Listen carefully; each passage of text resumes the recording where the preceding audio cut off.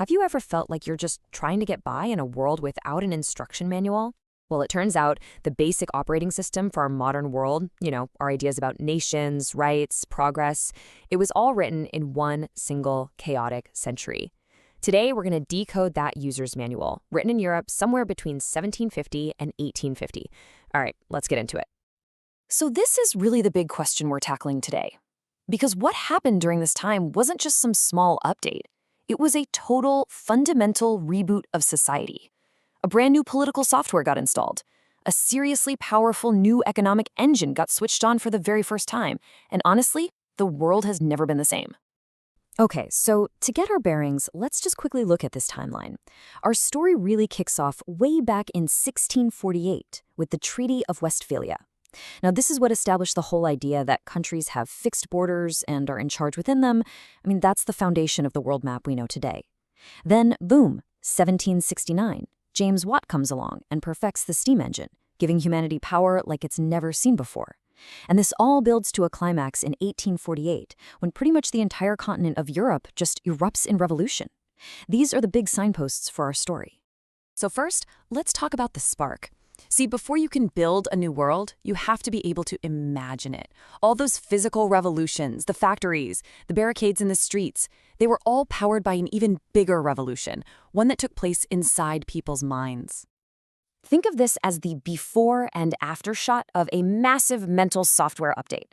In the old world, the old operating system, kings ruled because God supposedly said so. Your identity was tied to some big empire or religion. But then the Enlightenment hits, and you get these totally radical new lines of code, ideas that nations should govern themselves, that you, as an individual, have rights that no king can just take away, and that we can use reason to actually build a better future. And this is exactly the kind of thinking that lit the fuse. Thinkers like John Locke, who wrote this all the way back in 1690, were basically saying that the whole point of government isn't to control you, but to protect your freedom. Today that sounds kind of normal, but back then, this was an absolute bombshell. It became the intellectual bedrock for the American and French revolutions.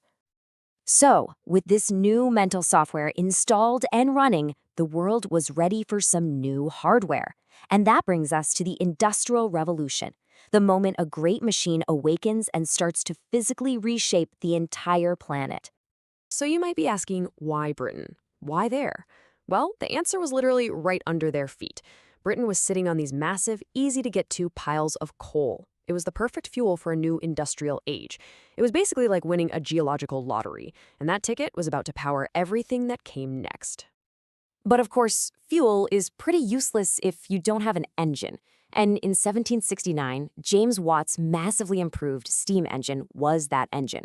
It became the real technological heart of the revolution. This was a machine that could turn heat into motion, and it could power factories, pump water out of mines, and eventually it was going to move trains and ships.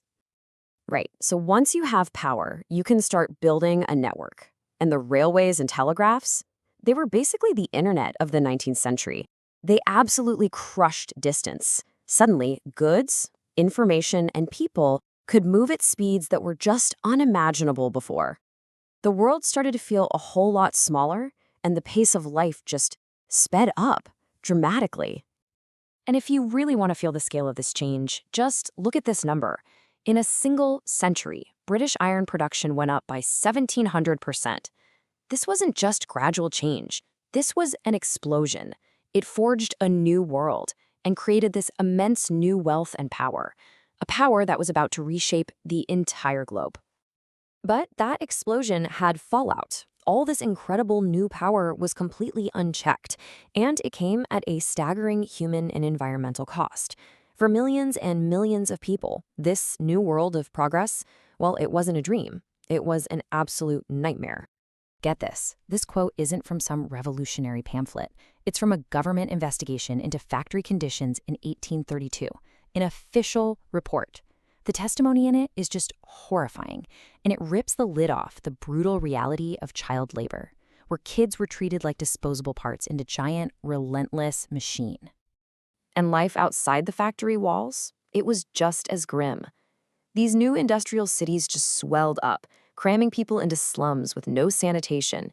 The air was thick with smog, the water was teeming with diseases like cholera, and a 14-hour workday, 6 days a week, that was just standard. for men, women, and even for really young children.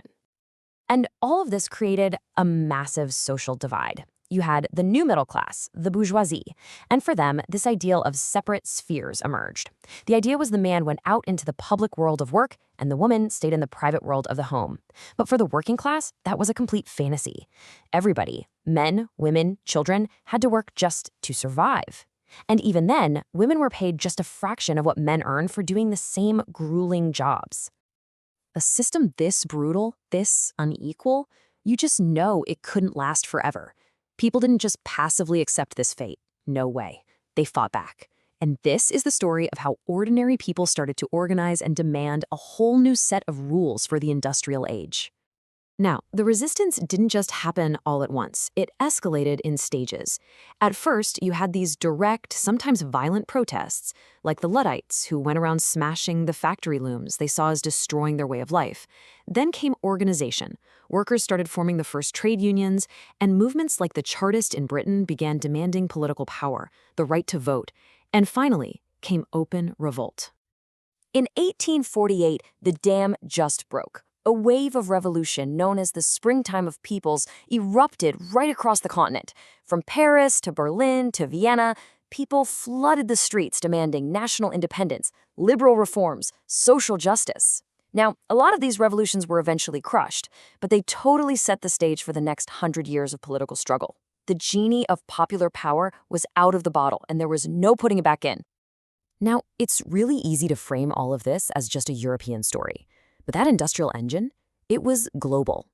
It was fueled by colonial empires. So for this final section, let's zoom out and ask a different question. What did all this progress look like from the other side of the world? So while Europe was industrializing, the Philippines was being shaped by a totally different logic, the logic of colonial extraction. The economy was built on these huge hacienda systems that trapped local farmers in a cycle of debt, a kind of bonded labor called peonage. But just like in Europe, resistance was growing. You had early labor unions like the Union Obrera Democrática fighting for workers' rights in the early 1900s. And this really shows a fundamental conflict in worldviews.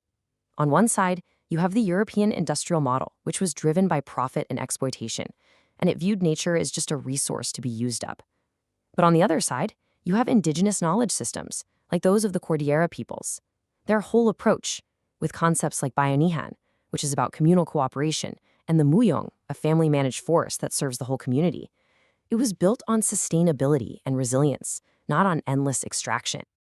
So that leaves us with this final, crucial question. The story of the modern world is so often told as a simple story of progress. But as we've seen, that progress was built on a foundation of incredible inequality and environmental destruction, and it was never the only way forward. It forces us to ask, as we face our own global challenges today, what kind of progress do we want now, and who gets to pay the price for it? Thanks for watching.